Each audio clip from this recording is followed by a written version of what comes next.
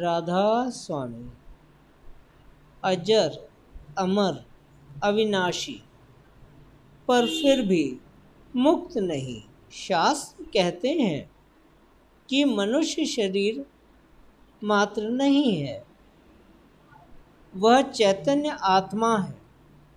आत्मा या आत्म तत्व ही इस शरीर का पोषक है।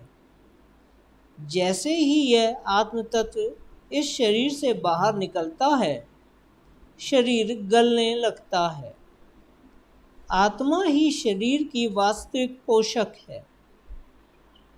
बुद्धि, कर्म, भोग, अहंकार, लोभ, मोह आदि शरीर और मन के ही धर्म हैं, आत्मा के नहीं। पर आत्मज्ञान के अभाव में जीव इस भ्रांति में रहता है कि मैं शरीर हूँ, आत्मा नहीं। यही तो अज्ञान है। पृथ्वी, जल, अग्नि, वायु, आकाश, इन 5 तत्वों से मिलकर शरीर बनता है, जो भौतिक, अनित्य और नष्ट होता ही है।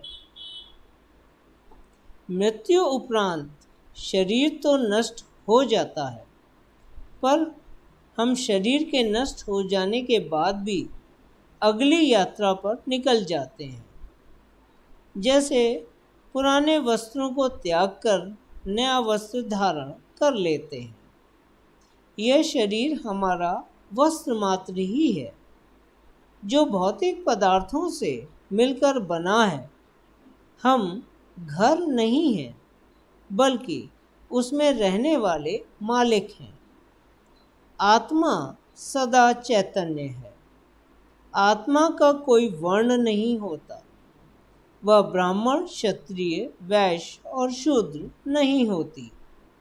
वह तो चैतन्य शक्ति मात्र है, जो समस्त जीवों में समान रूप से व्याप्त है।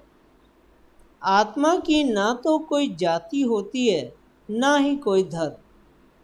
आत्मा न करता है, न भोगता, ना ही भोग्य विषय है। वह तो इन तीनों से परे असंग, निराकार और साक्षी मात्र है। बहुत से लोगों ने मुझसे कहा कि यह कलयुग है, पंचम काल है, इसमें तो किसी की मुक्ति हो ही नहीं सकती। पर मैं कहता हूँ कि ये सब बकवास है। अगर तुम खुद को चैतन्य में स्थिर कर सकते हो, तो अभी मुक्त हो सकते हो। आत्मा मुक्त है, चैतन्य है, सर्वव्यापक है। वह किसी बंधन में नहीं बंधी है। शरीर सीमित है। आत्मा किसी एक शरीर या मन से बंधी नहीं है। सारी भिन्नता शरीरगत है। आत्मा का कोई रूप नहीं है। रूप तो बनते और मिटते रहते हैं, पर मूल कभी नहीं बदलता। यही शब्द और सच्चा नाम है। आँखों के नीचे रहकर सच्चे नाम का ज्ञान नहीं हो सकता। जब सूरत 9 द्वारों से सिमटकर आँखों से ऊपर आती है, तभी यह नाम मिलता है। धार्मिक पुस्तकें और ग्रंथ तमाम नामों से भरे हुए हैं, पर ये सभी नाम आत्मा को उसके बंधनों से कभी मुक्त नहीं करा सकते।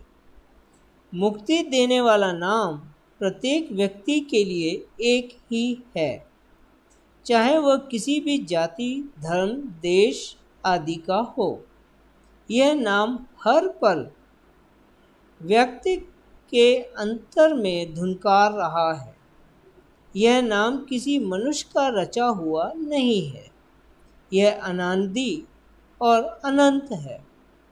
जगत की रचना से पहले भी यही था और मलय के बाद भी यही रहेगा। वेद और उपनिषद इसे नाद, आकाशवाणी और अनहत शब्द कहते हैं। हुक्म, धुन, शब्द की धारा, अंडेबल लाइफ स्ट्रीम या सुनाई देने वाली जीवन धारा शब्द, अनाहत शब्द, सच्ची बानी आदि अनेक नामों से याद किया जाता है।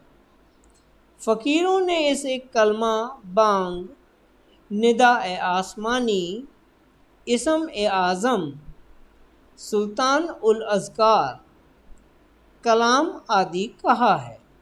हज़रत ईसा ने इसे ही वर्ड और लागोस कहा है।